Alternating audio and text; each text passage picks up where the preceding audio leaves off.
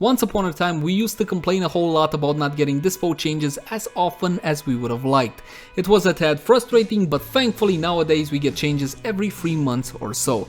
And the latest patch, the Wukong Prime patch, also brought the latest tweaks and balances to Riven mods. Link in the description down below for this article. We got changes for Primaries and to Secondaries as well, nothing to Melee because Melee 3.0 is still being worked on. When it comes to Primaries, we got increases for the Boltor, Braton, Cernos and the Dread as well, but nerfs for the Glax and the Gorgon, my beloved Gorgon. Now that's a bit personal, but again 0.1 guys, 1.4, 1.3, 1.1, 1.2, 0.1 plus minus isn't gonna make or break your Riven mod, so do try to take these with a grain of salt. It's not the biggest deal in the world. Now, when it comes to the Heck, you get a 0.1 increase, which will make it easier for us to reach that magic 100% true status chance. It's a way you can build the Heck. Another increase for the Hema, I think it's the 3rd time in a row, but it's really not gonna make much of a difference. We're still not gonna use the Hema. The Ignis also saw a bit of a nerf, minus 0.05, and of course it's not a huge deal, but on the other hand, we're talking about a weapon that has reached Riven Dispo of only 1 out of 5, which means that Rivens are hardly worth using. Unless you got a god roll. Now, speaking of weapons that are fast approaching Riven Dispo of 1 out of 5, the Lanka and the Rubico, some of the most powerful Eidolon hunting weapons today, and some of the most expensive Rivens you can buy. So I was expecting to see a nerf on the Lanka, the Rubico, but also the Vectis, and even though the text is with red, the Vectis appears to be getting a buff, 0.8 to 0.85. So I'm not entirely sure what happened to the Vectis. Maybe you guys can let me know in the comment section down below, as I don't remember the stats on my Riven. The Opticore also saw a bit of a nerf. It's in the same boat as the Glaxion for the most part. Both of these weapons had Vandal releases recently, so the popularity went up as the disposition went down. Increases for Paris and the Quanta. Now, I'm not a fan of the Paris Prime, but on the other hand, I do love the Quanta Vandal. It's a very interesting and powerful weapon. It's a lot more intriguing than your standard assault rifle. Speaking of standard assault rifles, the Soma has an increase, 0.1 extra. Once upon a time, the Soma Prime was one of the best weapons you can have, but nowadays we got plenty of other assault rifles that match the Soma and even outdo it. So do give the Soma Prime a chance. 0.85 should mean Riven Dispo of 2 out of 5.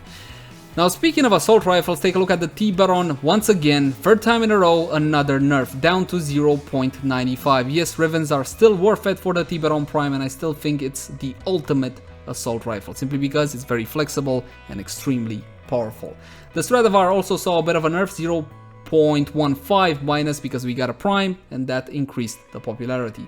The Supra Vandal is an extremely beloved weapon. Every time battle rolls into town, everybody wants to get a Supra Vandal or two so they can sell them later on.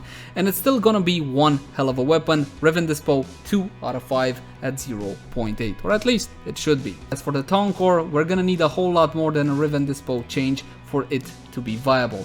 As for the Velt, nothing wrong with the Velt. Yes, we got an increase, but on the other hand, we got the Prisma Grinlock, which does everything the Velt does, only better. So, there you go.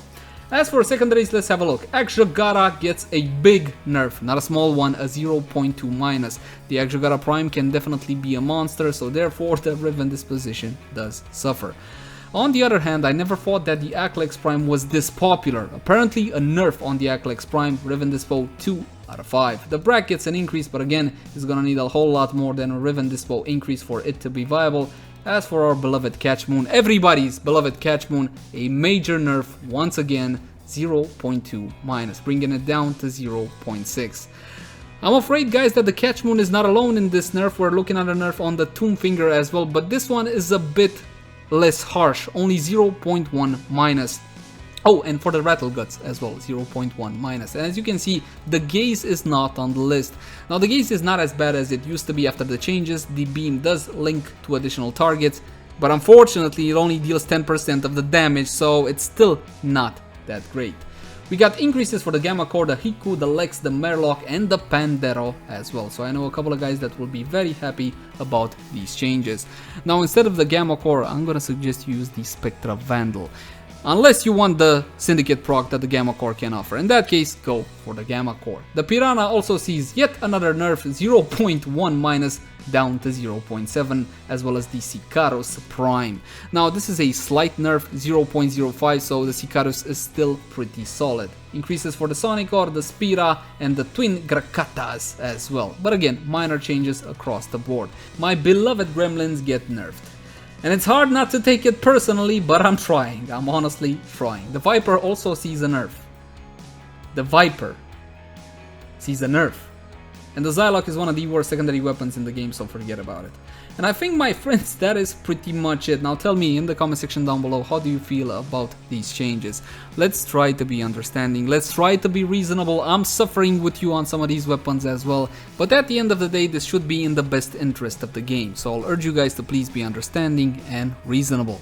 As for me, I'm gonna go find a nice corner to cry in, and I'll catch you guys in the next one.